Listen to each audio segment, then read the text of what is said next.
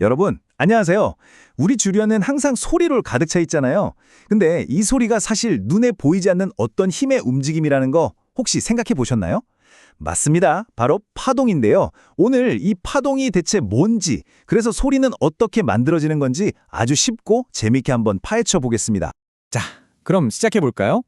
파동이라는 게 처음 들으면 좀 어렵게 느껴질 수 있는데 사실 우리한테 아주 익숙한 모습 속에 그 원리가 숨어 있습니다.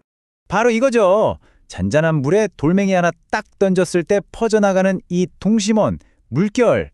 다들 보신 적 있죠? 너무나 당연한 현상인데 가만히 생각해 보면 신비하지 않아요? 도대체 뭐가 어떻게 움직여서 저런 모양이 만들어지는 걸까요? 자, 여기서 질문. 저 멀리까지 퍼져나가는 저 물결. 저게 정말로 물이 저기까지 여행을 하는 걸까요? 아니면 뭔가 다른 게 움직이는 걸까요? 정답은 바로 후자입니다. 파동의 핵심이 바로 여기에 있는데요. 물질, 그러니까 물 자체가 이동하는 게 아니에요. 한 지점에서 생긴 진동이 그 에너지가 주변으로 쫙 퍼져나가는 현상, 그게 바로 파동입니다. 이 그림을 보면 딱 이해가 되실 거예요. 정말 재밌죠? 파동이 지나가는 길에 있는 물질들, 이걸 우리가 어려운 말로 매질이라고 부르는데요. 이 매질들은 파동을 따라가지 않아요. 보세요. 물결이 지나가도 저 공은 그냥 제자리에서 위아래로 퉁실퉁실. 오른쪽 용수철에 달린 리본도 파동이 휙 지나가도 그냥 그 자리에서 까딱까딱 움직일 뿐이죠. 여기서 물이랑 용수철이 바로 그 매질인 거예요. 그러니까 핵심은 이거예요. 매질은 제자리에서 진동만 할 뿐, 그리고 그 진동이 전달되면서 만들어진 파동만 앞으로 쭉 나아간다. 이거 꼭 기억해 주세요. 자, 그럼 파동이 뭔지는 알았는데 이 파동을 좀 더 자세히 들여다보려면 어떻게 해야 할까요? 과학자들이 파동을 분석할 때 쓰는 딱 세 가지 요소가 있거든요. 이것만 알면 사실상 모든 파동을 설명할 수 있게 됩니다. 첫 번째는 바로 진폭입니다. 그래프 보시면 쉬워요. 파동이 출렁일 때 중심선에서부터 가장 높은 곳까지의 이 높이, 이걸 진폭이라고 해요. 뭐랄까? 파동의 힘이나 에너지 크기라고 생각하시면 딱 맞습니다. 진폭이 크다? 그럼 에너지가 센 파동인 거죠. 두 번째는 파장이에요. 이건 파동의 가장 높은 지점, 즉 마루에서 바로 옆에 있는 다음 마루까지의 거리를 말합니다. 파동의 한 사이클 길이라고 할 수 있겠네요. 파장이 짧으면 파동이 오밀조밀 촘촘한 거고 길면 널찍하게 퍼져 있는 거죠.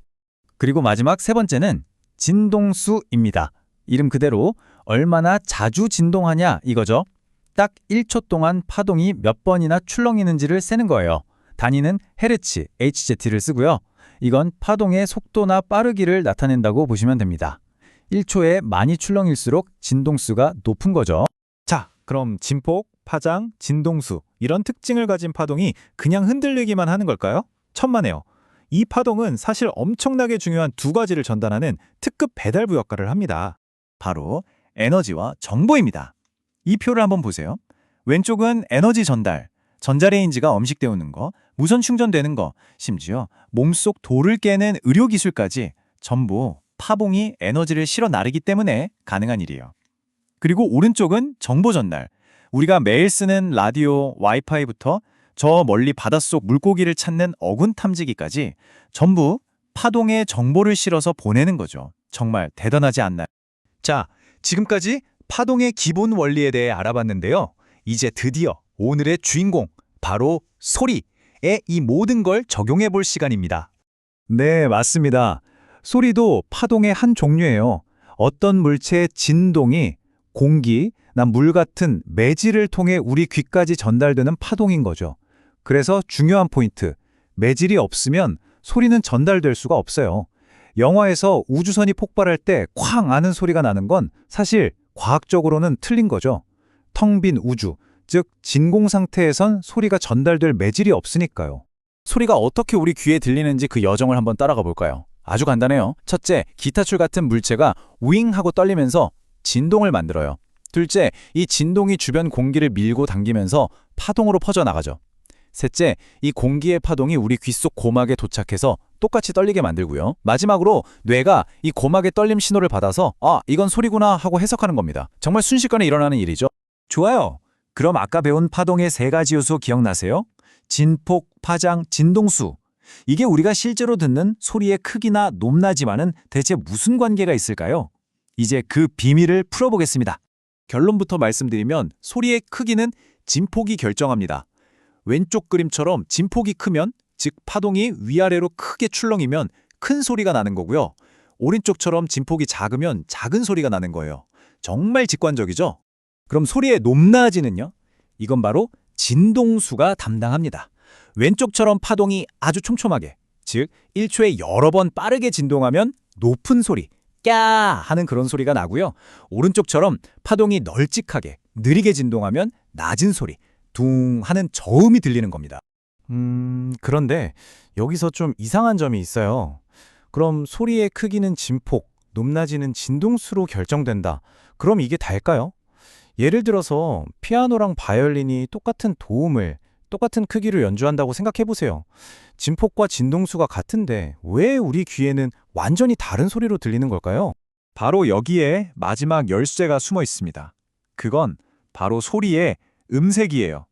소리의 빛깔이라고도 부르는데 이건 파동의 고유한 모양, 즉 파형이 결정하는 겁니다.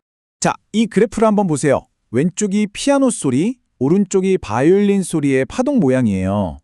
전체적인 높이, 즉 진폭이나 반복되는 간격, 즉 진동수는 비슷해 보이지만 세부적인 모양이 완전 다르죠?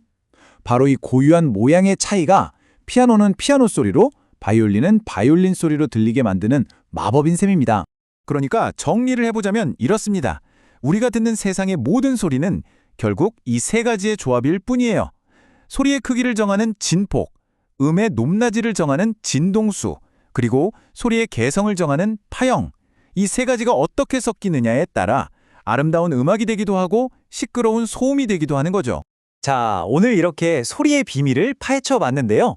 마지막으로 이런 생각을 한번 해보면 어떨까요? 소리가 이 거대한 파동의 세계에서 아주 작은 일부에 불과하다면 지금 이 순간 우리 눈에 보이지 않지만 우리 주변을 가득 채우고 있는 다른 파동들은 또 뭐가 있을까요?